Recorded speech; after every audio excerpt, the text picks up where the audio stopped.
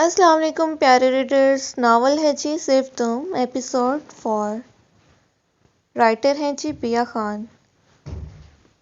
سلطان صاحب پریشان تھے، آخر سکندر شاہ ان کی بیٹی کے لیے ایسا کیسے سوچ سکتا ہے۔ وہ اب سکندر شاہ سے بات کرنے کا ارادہ رکھتے تھے۔ پارٹی کے اختتام پر سب اپنے گھر کے لیے روانہ ہوئے تھے، تبھی سلطان صاحب ان کے پاس آئے تھے۔ سر میں بھی چلتا ہوں، ماہی کو بھیج دیں ادھر۔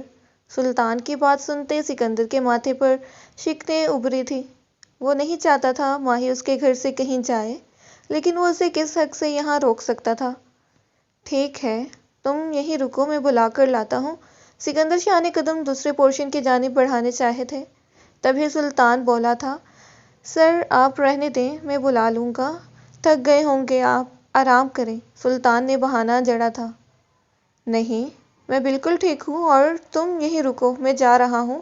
سکندر کی غصیلی نظریں خود پر دیکھ کر سلطان پل میں رکا تھا۔ ماہی جو بی جان کے ساتھ بیٹھی باتیں کر رہی تھی، بی جان کی آنکھوں میں نیند دیکھ کر ماہی نے انہیں کہا تھا، آپ سو جائیں۔ میں یہی ہوں، بی جان نے منع کیا، لیکن ماہی نہیں مانی، تبھی وہ سو گئی تھی۔ سکندر دوسرے پورشن میں داخل ہوتے بی جان کے کمرے میں جاتا، باہر لاؤنج میں بیٹھی ماہی کو دیکھ کر رکا تھا، جو لاؤنج میں بیٹھی چہرے پر نقاب اب بھی موجود تھا۔ اس نے اپنے قدم کمرے کی بجائے لاؤنج میں بڑھائے تھے۔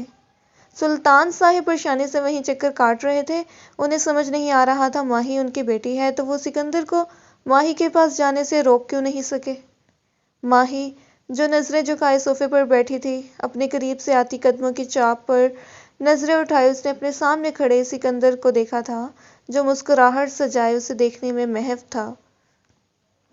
پارٹی ختم ہو گئی ہے؟ ماہی نے سوال کیا تھا۔ ہاں ہو گئی ہے ختم، تبھی تمہارے سامنے کھڑا ہوں، سکندر پراسرار مسکراہٹ کے ساتھ بولا تھا۔ بابا کدھر ہیں؟ جانا ہے مجھے، ماہی بے چین سی بولی تھی۔ وہ تو پہلے ہی چلے گئے، لاپرواہ سا انداز تھا۔ کیا مطلب، وہ ایسے کیسے جا سکتے ہیں میرے بغیر؟ ماہی کی آنکھوں میں پانی آیا تھا۔ یہ تو ان کو پتا، سکندر نے اب کی بار کندھے اچکاتے جواب دیا تھا۔ مجھے پتا ہے، بابا ادھر ہی ہیں، انہیں کہیں مجھے گھر جانا ہے۔ اب کی بار آواز روندی ہوئی تھی۔ سوری، پر وہ یہاں موجود نہیں ہے، سکندر بنا کسی تاثر کے بولا تھا، جبکہ ماہی کی آنکھوں پر موجود آنسو اسے تکلیف دے رہے تھے۔ میں کیسے گھر جاؤں گی؟ ماہی ڈبڈبائی آنکھوں سے اسے دیکھنے لگی تھی۔ تمہیں گھر جانا ہے؟ سکندر کے سوال پر ماہی نے جلدی سے ہاں میں سر ہلایا تھا۔ تمہیں یہ اپنا گھر نہیں لگتا؟ تم یہاں رک سکتی ہو، سکندر نے کہا تھا، پر میں یہاں نہیں رکنا چاہتی، یہ میرا گھر نہیں ہے، مجھے اپنے بابا کے ساتھ اپنے گھر جانا ہے، ماہی غصے سے آنکھیں بڑی کیے بولی تھی۔ اس کی کالی بڑی بڑی آنکھوں میں سکندر کو غصہ بھی بہت پیارا لگا تھا۔ ارے آپ تو غصے میں بھی پیاری لگتی ہیں، سکندر نے اسے چھیڑا تھا۔ آپ مجھے چھیڑ رہے ہیں؟ ماہی منہ کھولے بولی تھی۔ جو آپ سمجھے، سکندر بھی دو بدو جواب دیتے بولا تھا۔ آپ کو شرم نہیں آتی ایک لڑکی پر لائن مارتے ہوئے؟ ماہی نے خونخوار نظروں سے اسے دیکھا تھا۔ شرم تو مجھ میں شروع سے ہی نہیں ہے، شرم کا تو مجھ سے کبھی پالا ہی نہیں پڑا، سکندر فخریہ انداز میں بتانے لگا۔ کتنے چیپ ہیں آپ، ماہی بولتی باہر جانے لگی تھی، تبھی سکندر اس کی کلائی کو پکڑے بولا تھا، شاید آپ کی سوچ سے بھی زیادہ چیپ ہوں، لیکن یہ پھر کبھی بتاؤں گا، ابھی میرے پیچھے آئیے، آپ کے بابا انتظار کر رہے ہیں باہر۔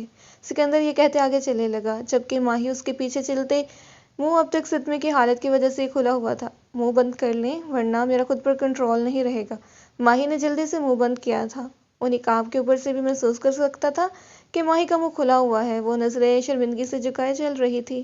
سکندر ماہی کے ساتھ باہر آیا تھا، سلطان صاحب سکندر کو دیکھ کر بولے تھے، شکریہ سر، اب میں چلتا ہوں، کل ہوگی پھر ملاقات آفس میں۔ سلطان یہ کہتے چل دیا تھا، جبکہ سکندر بڑبڑاتے بولا، اب تو سسر جی ہر روز ملاقات ہوگی آپ سے اور آپ کی بیٹی سے۔ سکندر کی یہ بات صرف پیچھے سے آتے زنان نے سنی تھی۔ سسر، ماشاءاللہ، بیٹی کے باپ کو پتہ بھی نہیں ہے تو اس کی بیٹی کو پسند کرتا ہے، اور بھائی صاحب نے رشتے بنانے بھی شروع کر دیے ہیں۔ زنان نے افسوس سے سر ہلایا تھا۔ ہاں تو آج نہیں تو کل اس کی بیٹی کی مجھ سے ہی شادی ہوگی۔ اور تو اتنے بھروسے سے کیسے کہہ سکتا ہے کہ وہ مان جائے گا؟ اپنی بیٹی کا نکاح تجھ سے کر دے گا، اگر منع کر دیا تو؟ زنان نے اسے کہانی کا دوسرا رخ دکھایا تھا، جس سے یقیناً سکندر کو کوئی فرق نہیں پڑتا تھا۔ منع کر دے گا تو پھر سکندر اپنے پینتر آزمائے گا، جو صرف سکندر شاہ ہی جانتا ہے۔ وہ شاطرانہ مسکراہٹ سجائے بولا تھا۔ سکندر، تو اپنی کہانی کا ہیرو ہے کہ ویلن؟ سنان جھنجھلا کر بولا تھا۔ سکندر شاہ ہی اپنی کہانی کا ہیرو ہے اور ویلن بھی۔ جہاں میری ماہی کو کچھ ہوا، پھر مجھ سے بڑا کوئی ویلن نہیں، اور ماہی کو ساری خوشیاں دینے کے لیے سکندر شاہ سے بڑا کوئی ہیرو نہیں۔ سکندر نے ایک عزم سے یہ بات کہی تھی۔ اللہ خیر کرے۔ سنان سر بھر کر رہ گیا تھا، کیونکہ سکندر اپنی بات کا پکا ہے، اور جب اس نے ضد کر لی یعنی وہ اس چیز کو حاصل کر کے رہے گا۔ پر یہاں تو جیتے جاگتی انسان کی بات ہے۔ ماہی اور سکندر کی کہانی آگے جانے کیا موڑ لے گی ان کی کہانی۔ جی تو ریڈرز، چینل کو ضرور سبسکرائب کریں اور ناول کے یہ بقیہ پارٹس پڑھنے کے لیے میرے چینل MS Word کے ساتھ جڑے رہیں۔ شکریہ۔